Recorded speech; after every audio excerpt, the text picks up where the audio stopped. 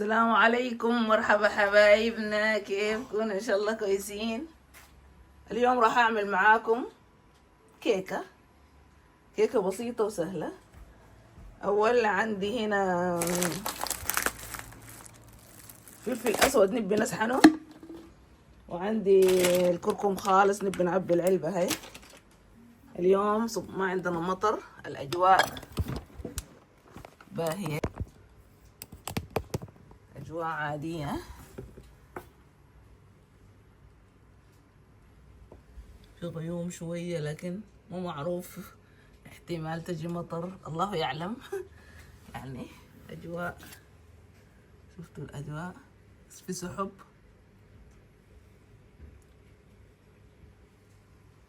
بعدين بيبين معانا إن شاء الله راح يجي مطر ولا لا. تمام. عندي هنا السحانة، حسحن اسمه، حسحن الفلفل الأسود عندي خالص، بس حنكون فريش احسن من اشتري فلفل جاهز. فلفل جاهز بيكون قديم، طعمه ما حلو، فهمتوا علي؟ راح اسحنه.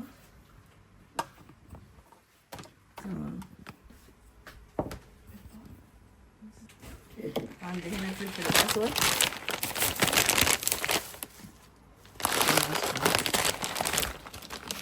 السحن كده الواحد يسحن في البيت احسن من يشتري جاهز، يعني يكون الطعم فريش ما شاء الله، بيكون طعمه حلو احلى من هنا. اتدفق مني.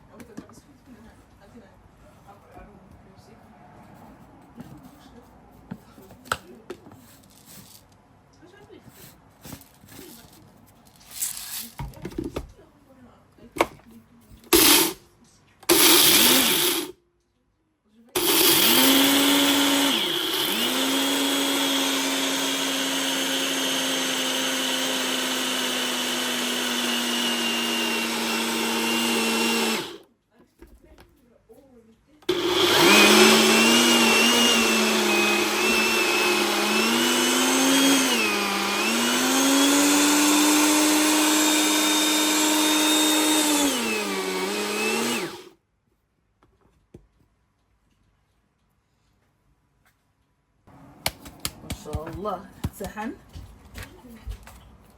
صايحة ايش كده، احسن من الفلفل المسحون في السوق جاهز. هذاك بكون قديم ما بعده، هذا ريحته ما شاء الله. شفتوا؟ عندي هنا برضو بامية كنت مجففاها هنا في البيت ومنشفاها، راح اسحنها برضو. هيك ما شاء الله سحنتها، شفتوها خضرا كيف؟ ما شاء الله. هذا الشي خضراء هنا في البيت، خضراء.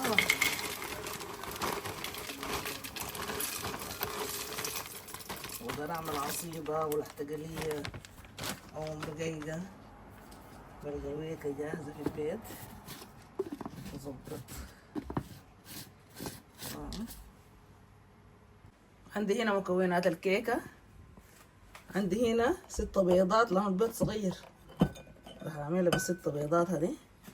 عندي هنا فانيليا، وعندي هنا باكنج بودر، عندي هنا كوباية سكر، وهنا كوباية حليب، وهنا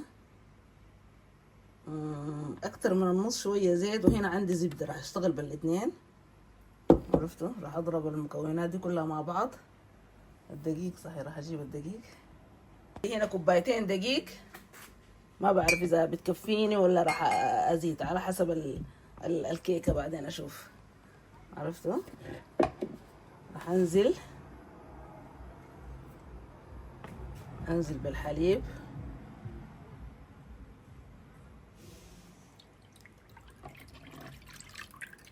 تمام. راح انزل بالسكر برضه،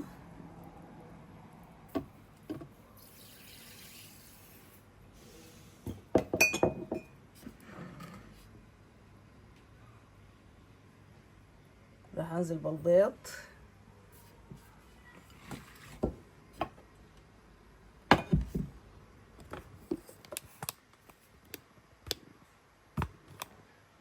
عندي هنا كبيت الحليب والسكر والاسمه البيض، راح اضربهم. بعدين انزل بالزيت برضو اضربهم معاهم.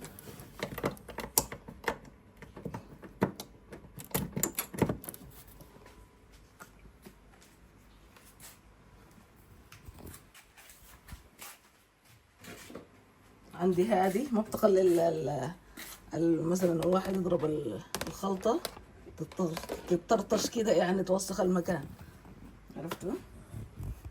هذه كتير كويسة. الواحد بدخل هنا كده، تدخل هنا كده، يلا تضرب.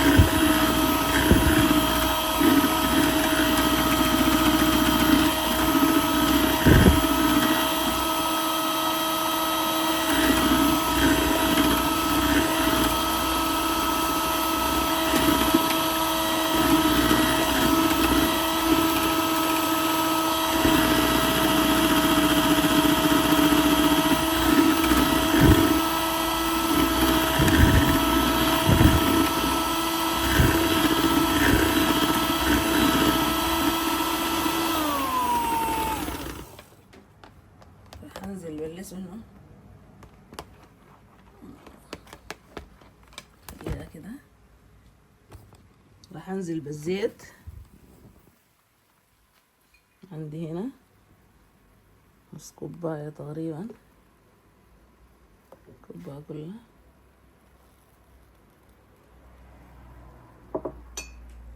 عندي زبدة برضو، عندي الزبدة اهي، راح اسيحها شوية في الفرن عشان هسه كده مجمدة كام في الفريز. راح اكب برضو باكنج بودر. عندي هنا فانيليا تشيل الزفارة بتاعت البيض، وهيك تدي نكهة حلوة للكيكة. راح اكب كده كاشكتين، 1 2 او ملعقتين. تمام. عندي الفانيليا برضو، راح اكب باكنج بودر اهو، هديك الفانيليا. اكب برضو كاشكتين او كاشكتين وشوية. تمام.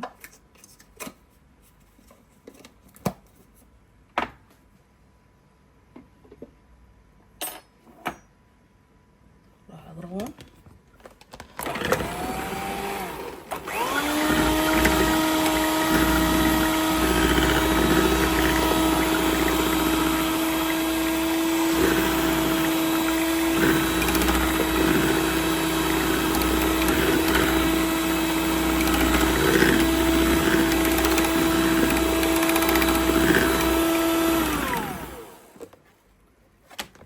تمام. احطها هنا شوية، اسيح الزبدة. شوف كوباية اسيح فيها الزبدة. تمام. هسيح الزبدة هنا. تمام. اسيحها في الميكرويف.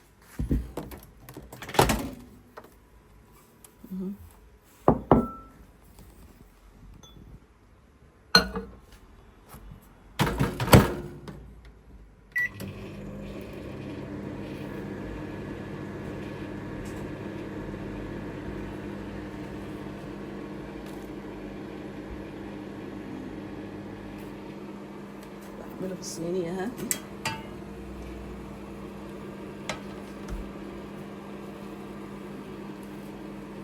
هعملها بكريم الكراميل بعد ما تستوي الكيكة.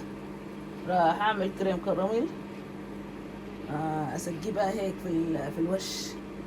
تمام. سيحت الزبدة في الميكروويف، احسها ساخنة واخليها تبرد شوية عشان ما تقرب للكيكة. تمام. المسافة دي اضرب شوية. ما ضربنا الكيك اكتر دخلنا فيه هواء ويطلع كده اسفنجي. عرفتوا؟ يطلع جميل فيه حشو.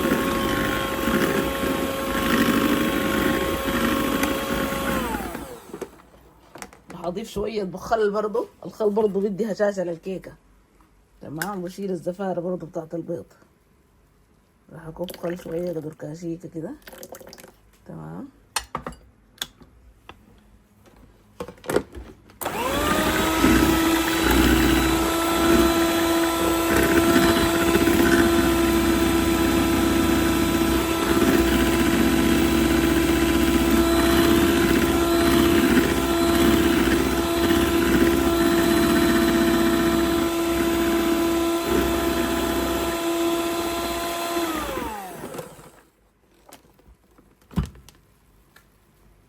تمام. راح اضيف الزبدة اضربها معاه. تمام. اديك شوية شوية.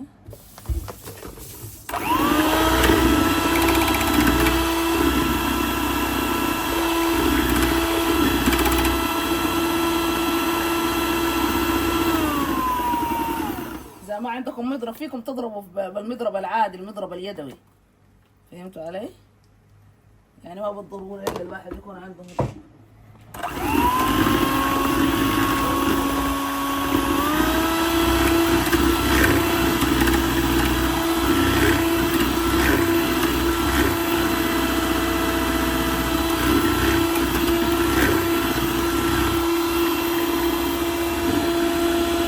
بالكوباية الأولى أشوف إذا بحتاج تاني ولا لا.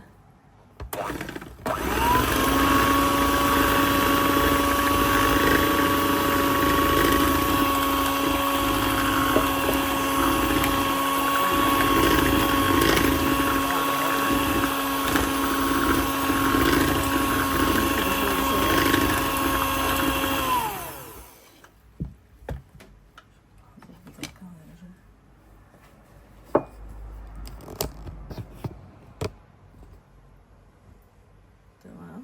نزلت الكوباية الأولى ونزلت بالثانية شوية شوية بالتدريج.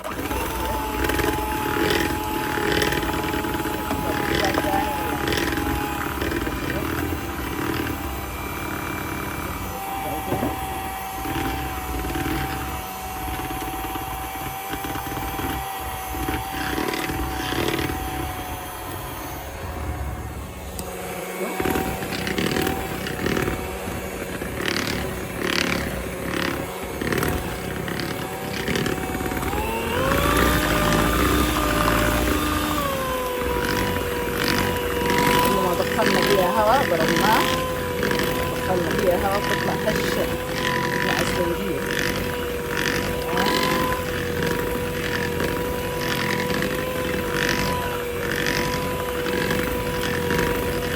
بس بتحتاج شوية تزيد. شفتوا؟ أحسها شوية، راح أزيد شوية.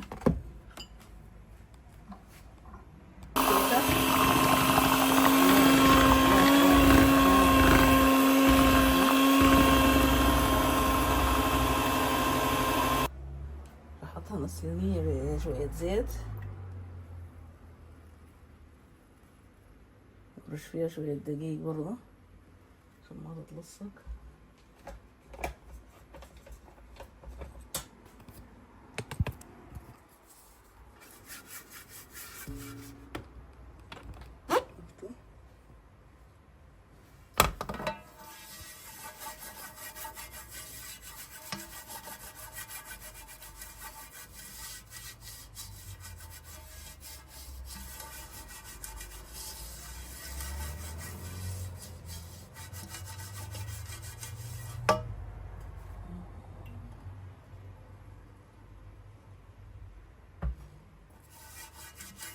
شوية زيت تاني. مع انه الصينية دي ما بتلصق هي، لكن ضروري اتهنى.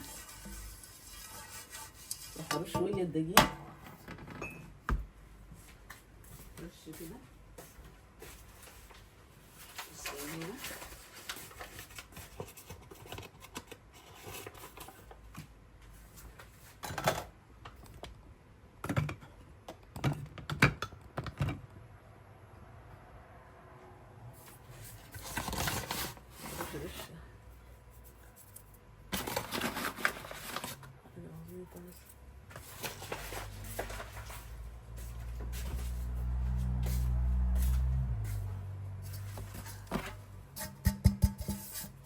اديها طقة بسيطة كده عشان الدقيق يتوزع في الصينية. تمام. راح ننزل بالكيكة.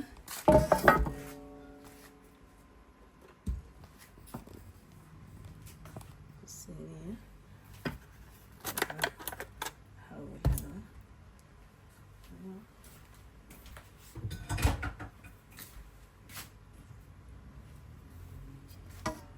هنزل بالكيك.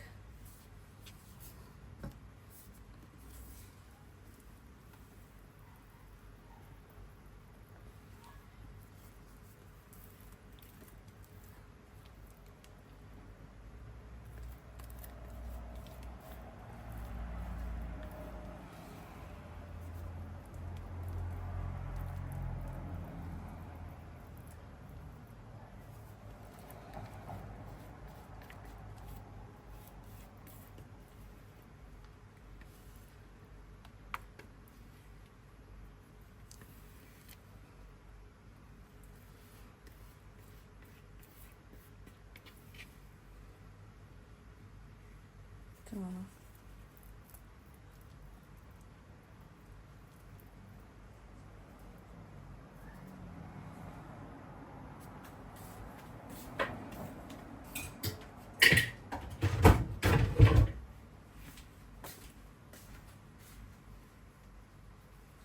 لازم ننزل الصينية كده عشان تتوازن الكيكة، ما تطلع حتة سمينة وحتة كده. تمام.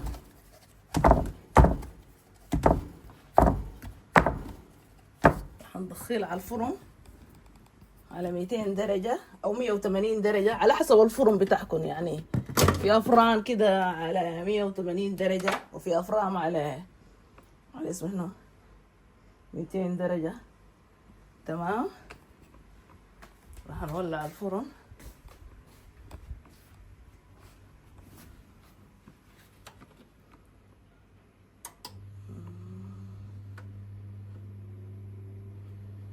راح اولع على 200. تمام. وبخر الكيكة تسخن وهي 200 درجة. 200. تمام. هجيب الصينية وادخلها. اللمبة بتاعته الحركة بتاعت الفرن هذا. دخلت الكيكة. تمام. خليها تستوي. تمام.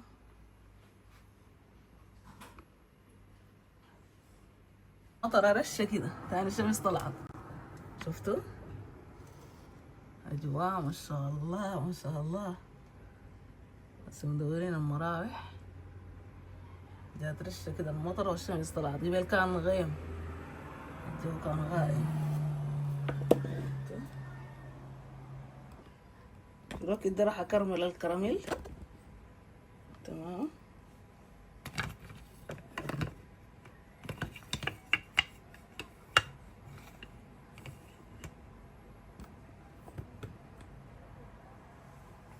عندي كوباية سكر. عندي كوباية سكر راح انزل بيها على الطاوة. اولع النار. تمام.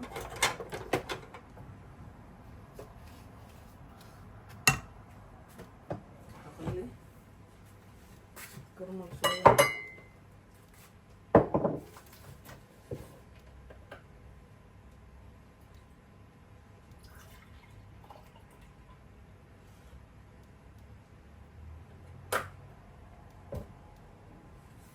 بعدين راح انزل بالحليب والزبدة. عندي زبدة برضه راح اخد منها كده شوية، كاتشفتين او السكر يتكرمل اول شي. تمام. عندي هنا زبدة راح اخد منها شوية،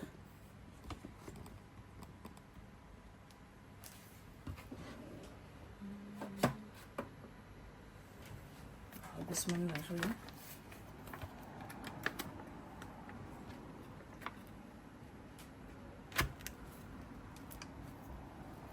قصيت كمية هيك وبعدين انزل بها في الكراميل. تمام.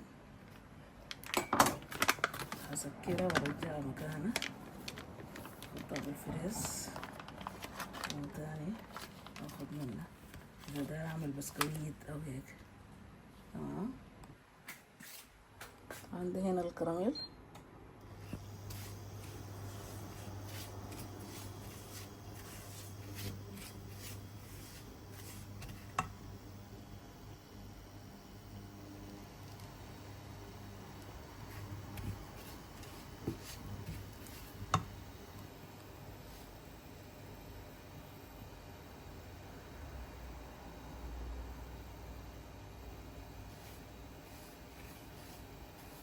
يتكرمل السكر زي ما شايفين. شفتوا؟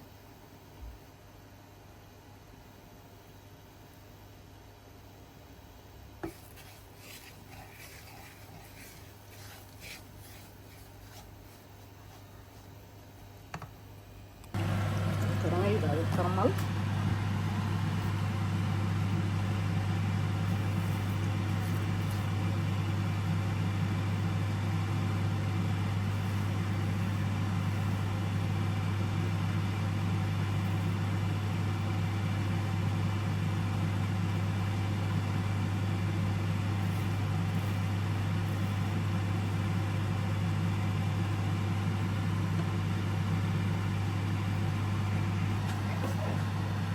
بعدين راح انزل بالزبدة والحليب. تمام.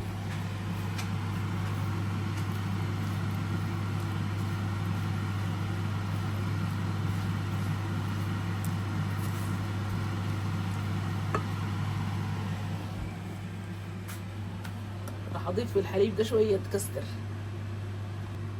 راح اضيف كده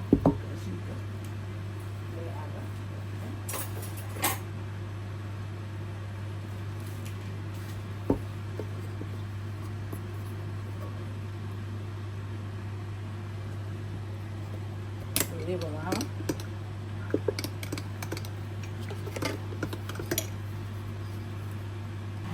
ماشي كويس الكريم كراميل. شفتوا؟ بعد كرمل السكر.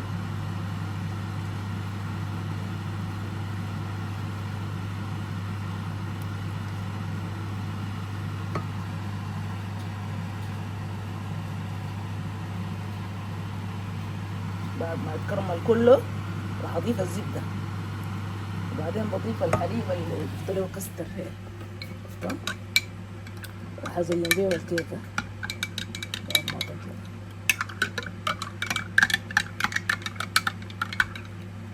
تمام.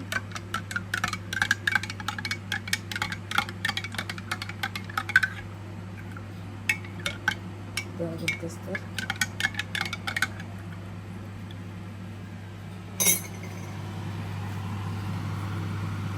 كمان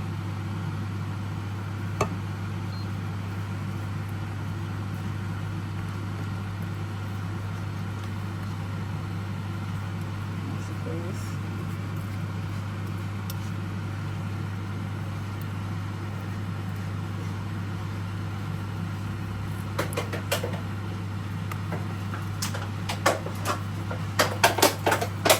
كرمل معانا راح انزل بالزبدة الكراميل.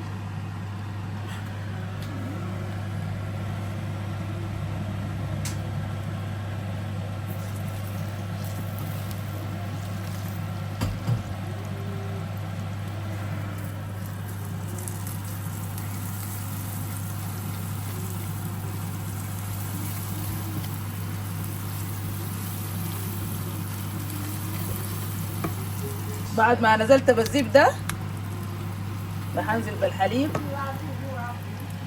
اشتريه كسدر، شفتوا؟ اوه طبيعي. نظف المكان.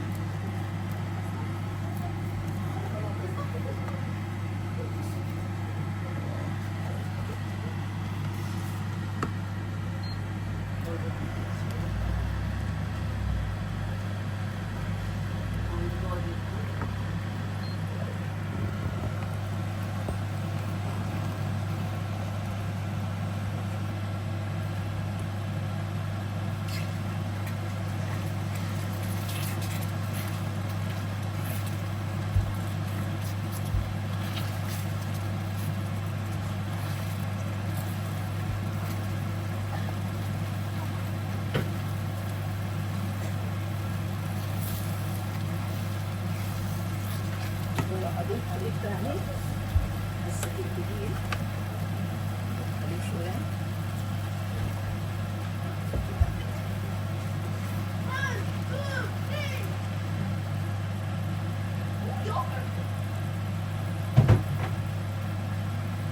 بتاعنا صار جاهز، راح نطفي عليه. شفتوا؟ راح نطفي عليه واخليه يبرد. والكيكه برضه ما شاء الله.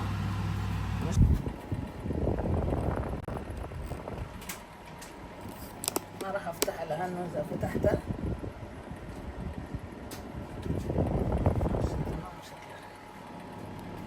طلعت العين الفوق طفيت التحت. راح احكي لكم عن العرقيب والقرض والكركديه. عندنا العرقيب، عندنا القرض هذا اذا واحد عنده حمى بيسحنوه كده ويسووه مع الزيت، زيت السمسم، يوسعوه للواحد في جسمه كله، يعني بحول الحمى. وبرضه اذا واحد مريض عنده نزلات البرد او هيك، وهم بيبلوه مع الكركديه. القرض بيبلوه مع الكركديه والواحد بيشربه، يعني كتير كويس. عرفتوا؟ حتى بنتبخروا بيه. مثلا واحد حلقه واجعه بنكبوه في الجمر كده، الجمر يكون مولع بنديره بخور، الواحد يتغطى كده، يغطي وشه، يستنشقوا شويه هيك، يعني كويس. دي عادة السودانيين. ها، عندنا برضو القنقليس هذا بنبلوه بنعمله عصير. وعندنا العرديب، عندنا الكركديه هذا برضه. الكركديه والقرض بنبلوهم مع بعض. عندنا اللالوب برضه، صحيح نسيت اللالوب هذا. عندنا اللالوب هذا، اللالوب ده برضه مفيد. كلها حاجات سودانية ما بتتلاقي إلا في السودان. عرفتوا؟ هذا من تراثنا السوداني الجميل. عندنا العرديب، الكركديه، القرض، القنقليس. عندنا برضو العطرون. قبل حكيت لكم على العطرون لما عملت معاكم مديدة الحلبة هذه وفائدته. عرفتوا؟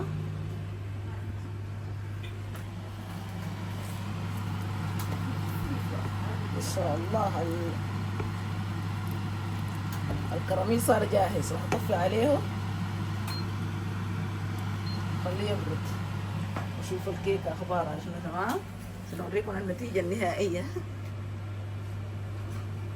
بس برضو بنكبوه مع عندنا بخور التيمان، بنكسره كده صغار، بنلخبطه مع بخور التيمان. بخور التيمان هذا بشيل العين، فيه عين الديك، وفيه الجاولي، وفيه صمغ اللبان. عندنا الصمغ العربي. صحيح السودان من اكبر الدول المصدرة للصمغ العربي. الصمغ العربي ده وجد في السودان بس تقريبا. ايه، زمان كان قاعدين نصدروا لجميع الدول، لكن تاني يعني الحكومة بقت مصدر وهيك. لكن عندنا الصمغ العربي هذا بنلخبطه مع في البخور بتاع بخور التيمان. بنلخبط العين الديك والصمغ العربي والجاولي والقرض. يعني ما شاء الله البخور هذا بشيل العين، الواحد بيبخر بيه والبيت كله. عرفتوا؟ هذا من تراثنا السوداني الجميل. شفتوا الكيكة؟ ما شاء الله ما شاء الله تبارك الرحمن. اللهم صل على محمد عليه أفضل الصلاة والسلام. ما شاء الله ما شاء الله، طلعت جميلة جميلة جميلة.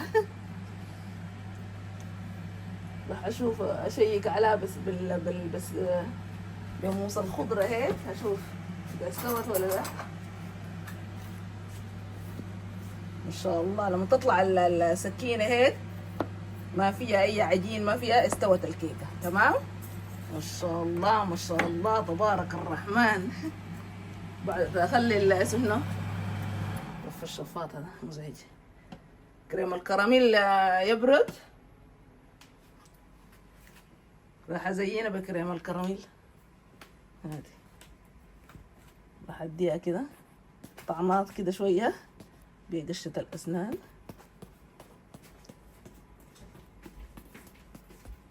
ما شاء الله ما شاء الله شكلها هشة. راح أولع الضية. خلاص الكيكة استوت ما شاء الله. الفرن ده طلع عليه الكيكة تمام.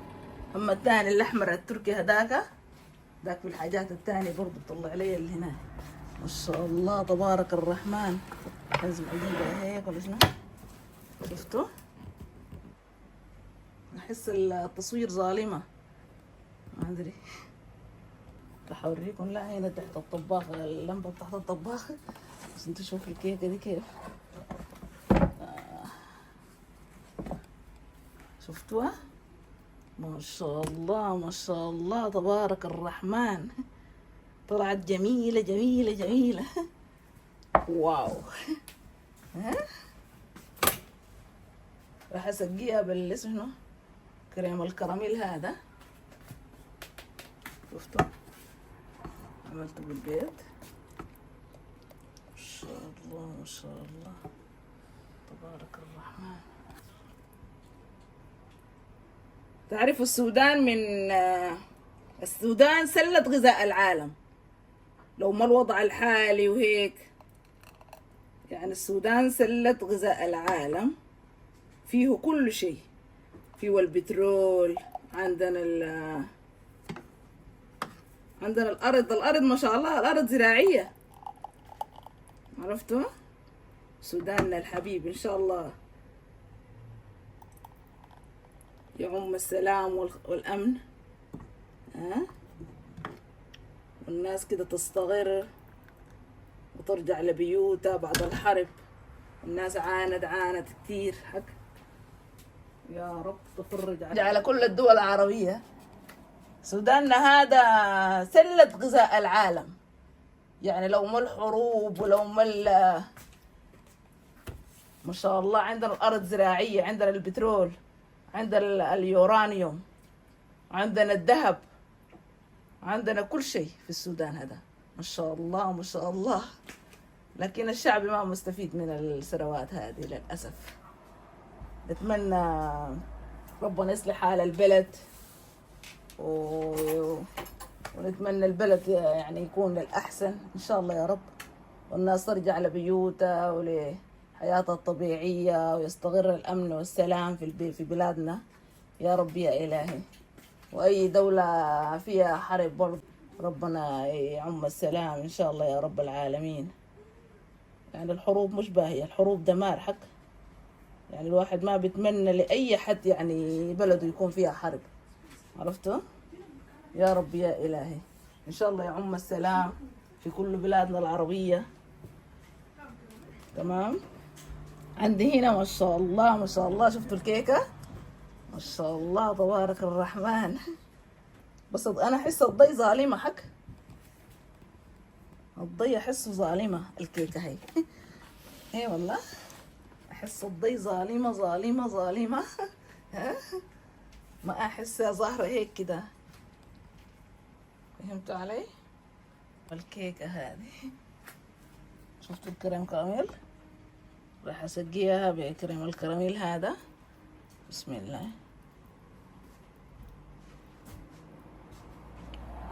أزينها بيها.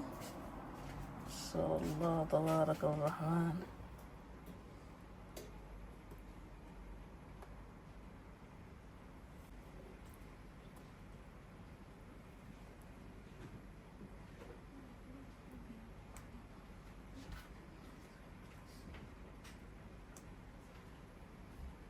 شاء الله تبارك الرحمن. جربوها وقولوا لي رايكم. لازم ناخد منها قطعة ولا شنو. خليت كريم كراميل يشرب شوية. تمام.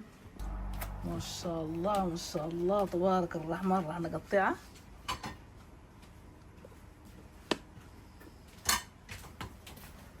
لحظة بس.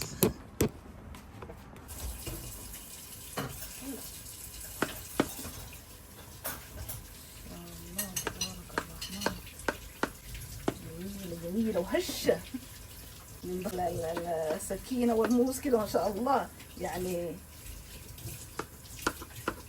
نزل معي طوالي جوا الكيكة.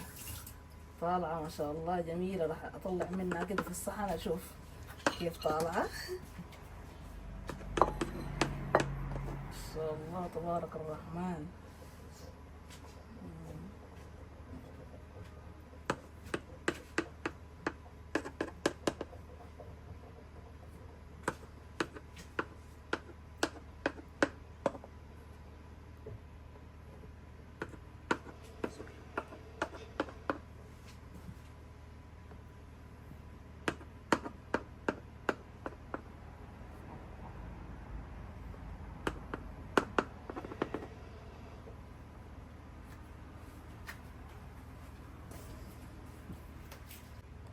راح اشوف. اخذ الصحن هذا.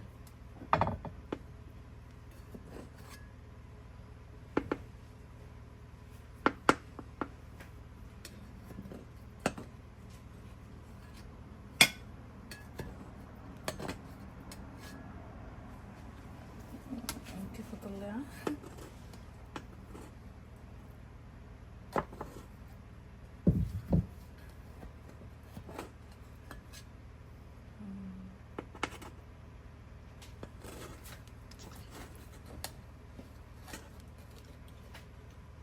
شفتوا الكيك؟ ما شاء الله ما شاء الله تبارك الرحمن. هشة الكيكة ما شاء الله طالعة. استنى راح اطلع قطعة ثانية.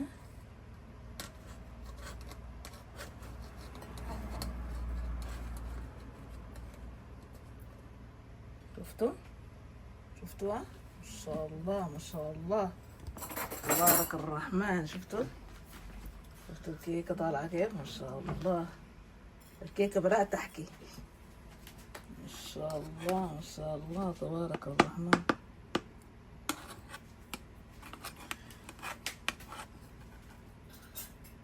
طالعة كيكة اسفنجية جميلة جميلة جميلة. ما شاء الله ما شاء الله تبارك الرحمن. شوفوا جربوها وقولوا لي رايكم. راح اضيف منها شويه اشوف اوريكم رايي فيها شنو. ما شاء الله. روعه. جربوها والف صحه وهنا. اذا ما كنتم مشتركين في القناه اشتركوا وفعلوا جرس التنبيه ليصلكم كل جديد مني. ومع ألف سلامة. ما شاء الله ما شاء الله تبارك الرحمن. طلعت روعة ومع كريم الكراميل كمان. يعني الكيكة ما شاء الله هشة. واو ما شاء الله تبارك الرحمن. جربوها وقولوا لي رأيكم شنو. تمام. ما شاء الله تبارك الرحمن. مع ألف سلامة. في أمان الله. اشتركوا في القناة وفعلوا جرس التنبيه ليصلكم كل جديد مني. تمام. ومع ألف سلامة. دمتم في رعاية الله وحفظه. مع السلامة.